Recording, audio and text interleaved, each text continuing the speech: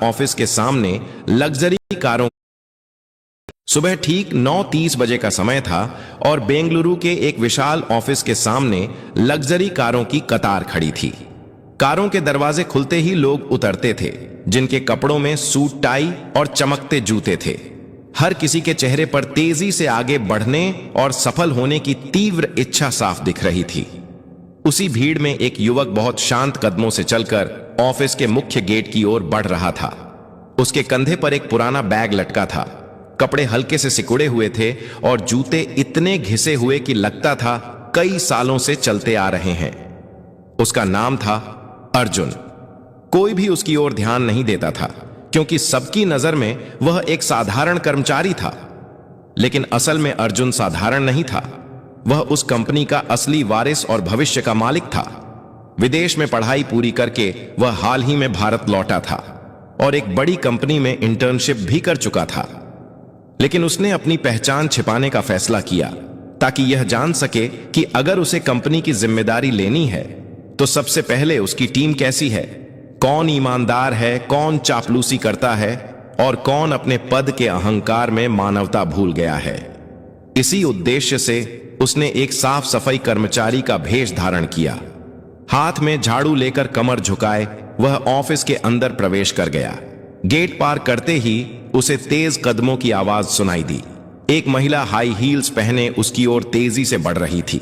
उसका नाम था नेहा और वह कंपनी की असिस्टेंट मैनेजर थी। वह कठोर स्वभाव वाली और अपने अधीनस्थ कर्मचारियों पर सख्ती करने के लिए जानी जाती थी। अर्जुन को देखते ही नेहा की आंखें सिकुड़ गईं। उसने ऊपर से नीचे तक उसे नजरों से परखा और कठोर स्वर में बोली, यहां क्यों खड़े हो? अभी सब साफ करो। यह तुम्हारा खड़ा रहने की जगह नहीं है। अर्जुन ने सिर झुका लिया और एक पल के लिए उसके सीने में हल्का दर्द महसूस हुआ, लेकिन उसने चेहरे पर शांति बनाए रखी।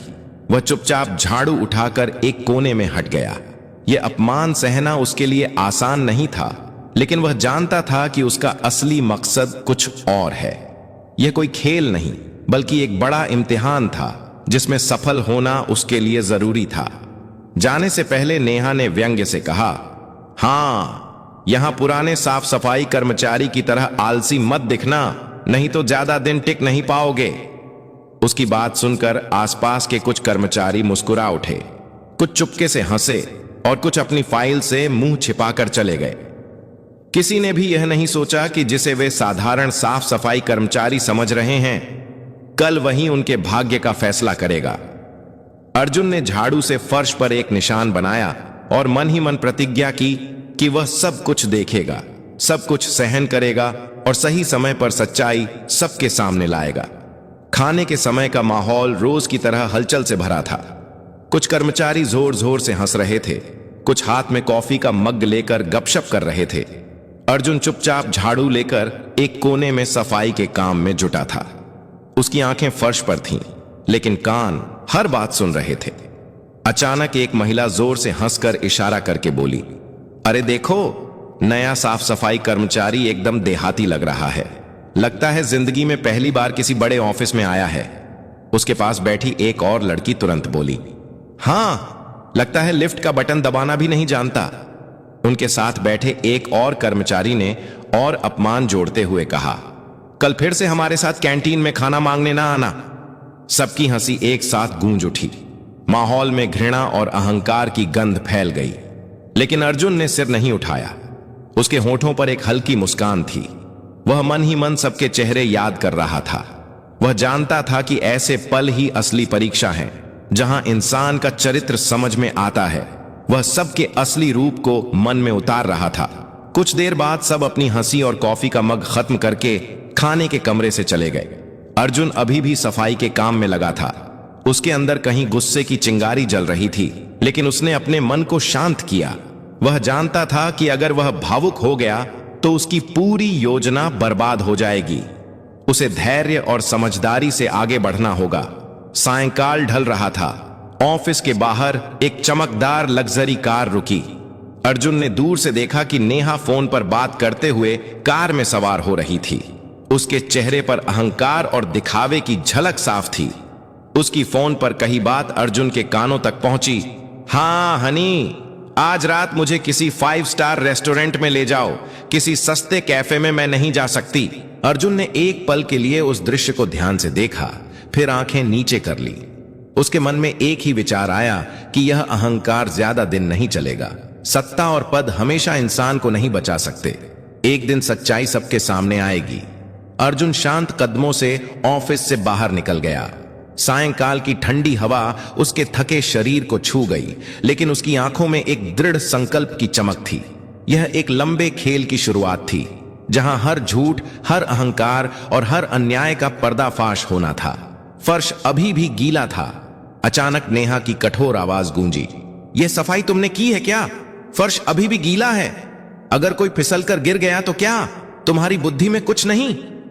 अर्जुन ने सिर झुका लिया और चुपचाप फिर से फर्श साफ करने लगा। आसपास खड़े कुछ कर्मचारी एक दूसरे की ओर देखने लगे। किसी के मन में शायद थोड़ी सहानुभूति आई, लेकिन किसी ने मुंह खोलने की हिम्मत नहीं की। उन्हें पता था कि नेहा के सामने बोलना मतलब अपनी मुसीबत बुलाना है।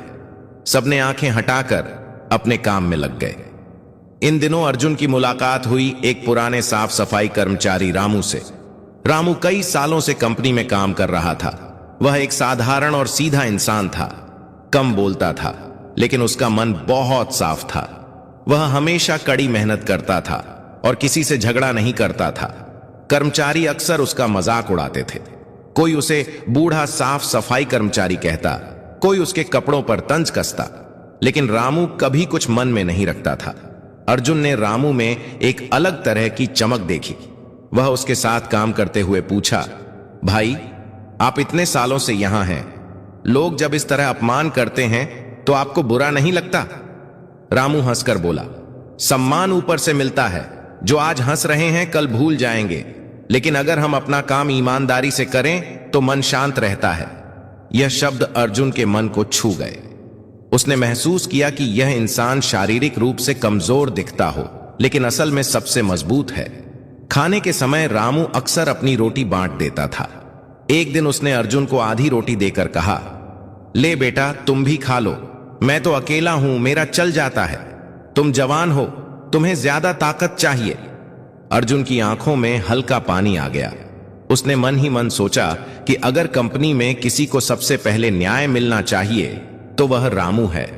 वह रामू के चरित्र की मजबूती और मन की कोमलता का कायल हो गया।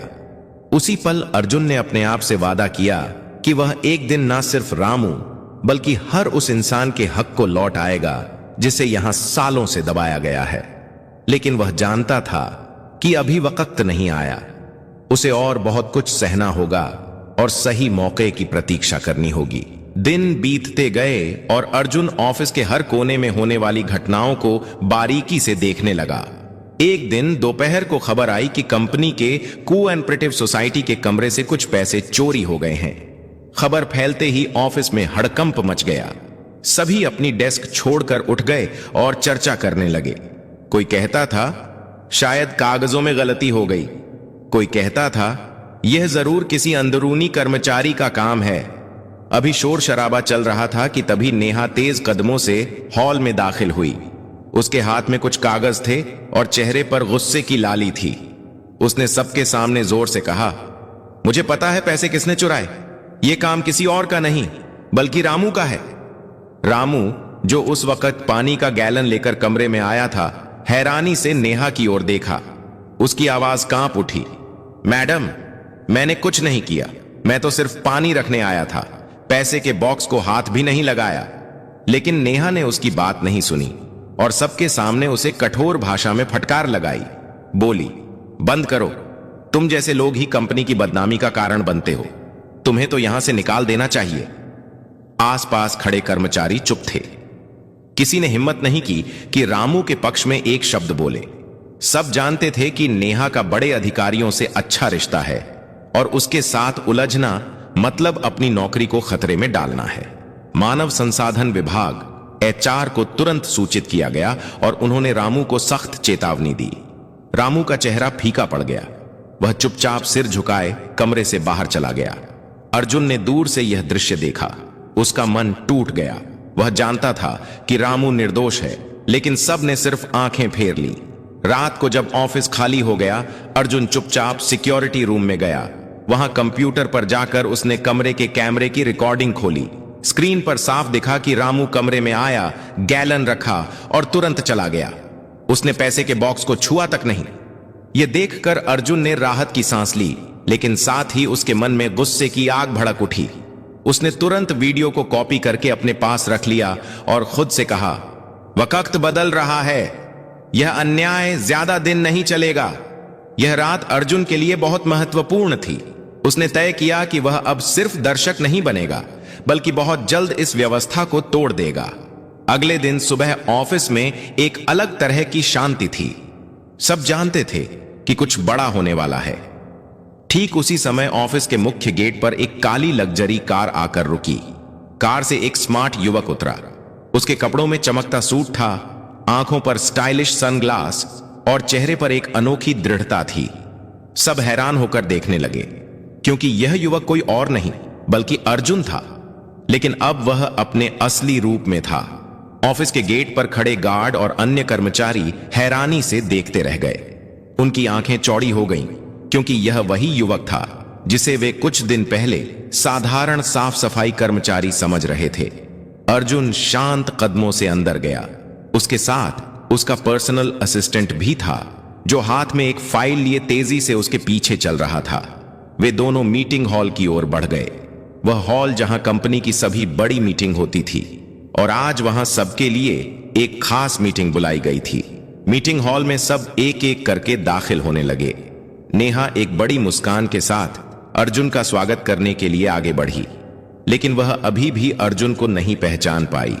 उसने सोचा कि शायद यह कोई बड़ा निवेशक या विदेशी मेहमान है। नेहा बोली, सर, मेरा नाम नेहा है, मैं असिस्टेंट मैनेजर हूं, आपको इस कंपनी में स्वागत है। अर्जुन ने उसकी ओर देखकर हल्की मुस्कान दी। वह मुस्कान नेहा के लिए अपरिचित थी, लेकिन उसमें एक मौन व्यंग्य था। अर्जुन ने शांत स्वर में कहा, धन्यवाद नेहा, लेकिन तुम्हें अपनी पहचान बताने की जरूरत नहीं, मैं सब जानता हूं। नेहा हैरान होकर देखती रह गई। उसी पल अर्जुन ने अपने असिस्टेंट को इशारा करके कहा, अब मीटिंग शुरू करें। सभागार की शुरुआत में अर्जुन ने एक बड़ा स्क्रीन ऑन किया। स्क्रीन पर वह सीसीटीवी फुटेज चलने लगा, जिसमें रामू पर झूठा चोरी का आरोप लगाया गया था। सब हैरान होकर देखते रहे कि नेहा ने कैसे एक निहत्थे इंसान को सबके सामने अपमानित किया। फुटेज में साफ दिखा कि रामू सिर्फ पानी का गैलन रखकर चला गया था और उसने पैसे के बॉक्स को छुआ तक नहीं। वीडियो खत्म होने पर हॉल में सन्नाटा छा गया। अर्जुन ने गंभीर स्वर में सबको संबोधित किया, पिछले कुछ दिनों से मैं यहां था, सिर्फ एक साधारण इंसान के रूप में नहीं, बल्कि इस संस्थान के भविष्य के रूप में। मैं देखना चाहता था कि मेरी इस फैमिली में कौन ईमानदार है और कौन सिर्फ सत्ता के पीछे भाग रहा है। मैंने देखा कि यहां कुछ लोग अपने अहंकार और झूठे घमंड की वजह से दूसरों को कितना नीचा दिखा सकते हैं। देखा कि कैसे एक ईमानदार और मेहनती इंसान पर आरोप लगाया गया। नेहा का चेहरा सफेद पड़ गया। वह डर से कांप रही थी। वह अर्जुन की ओर देखकर कुछ नहीं बोल पाई। अर्जुन ने फिर रामू को बुलाया। रामू अभी भी डरते डरते सभागार में आया। उसके पुराने कपड़े और चेहरे पर वही पुराना डर था। अर्जुन मुस्कुराते हुए उसके पास गया और बोला, भाई रामू, आज से आप इस कंपनी के लॉजिस्टिक कोऑर्डिनेटर हैं। यह आपकी ईमानदारी और मेहनत का इनाम है। आप एक सच्चे इंसान हैं। मैं आपको सम्मान देता हूं। रामू की आंखों में आंसू आ गए। उसके चेहरे पर खुशी और कृतज्ञता का भाव था। उसने अर्जुन को धन्यवाद दिया और चुपचाप रोने लगा। इसके बाद अर्जुन ने सबकी ओर देखकर कहा, जिनमें मानवता और ईमानदारी की कमी है, उनके लिए इस कंपनी में कोई जगह नहीं होगी। इसके परिणाम स्वरूप नेहा को कंपनी से निकाल दिया गया। अर्जुन ने बाद में नेहा से निजी तौर पर मिलकर कहा, जिंदगी यहीं खत्म नहीं होती, तुम्हें अभी भी बदलने का मौका है। अहंकार अस्थाई सम्मान देता है, लेकिन आखिर में सब कुछ छीन लेता है। फिर एक कार्ड देकर बोला, हमारे पास एक ट्रेनिंग प्रोग्राम है, अगर चाहो तो उसमें शामिल हो सकती हो, वहां से नई शुरुआत कर सकती हो। नेहा तब समझ गई कि उसने क्या गलती की। उसकी आंखों में आंसू आ गए। उसने सिर झुकाकर अर्जुन को धन्यवाद दिया और चली गई। अगले दिन से सब कुछ बदल गया। कर्मचारी कंधे से कंधा मिलाकर काम करने लगे। उन्होंने समझ लिया कि इंसान की असली पहचान उसके पद, पैसे या कपड़ों से नहीं, बल्कि उसके चरित्र और मानवता से होती है। कभी किसी को छोटा मत समझो, क्योंकि कौन जाने किसके पास क्या छिपी प्रतिभा या पहचान है। अगर कहानी पसंद आई हो तो हमारे चैनल को सब्सक्राइब करना ना भूलें। अगले वीडियो में मिलते हैं। तो दोस्तों, यह कहानी केवल मनोरंजन और शिक्षा के उद्देश्य से बनाई गई है। इसमें दिखाए गए सभी पात्र, घटनाएं और संवाद काल्पनिक हैं। किसी भी वास्तविक व्यक्ति, संस्था या घटना से इनका कोई संबंध नहीं है। कृपया इसे केवल कहानी के रूप में देखें और इसका आनंद लें। हम किसी की भावनाओं को ठेस पहुंचाना नहीं चाहते। धन्यवाद। सुबह ठीक 9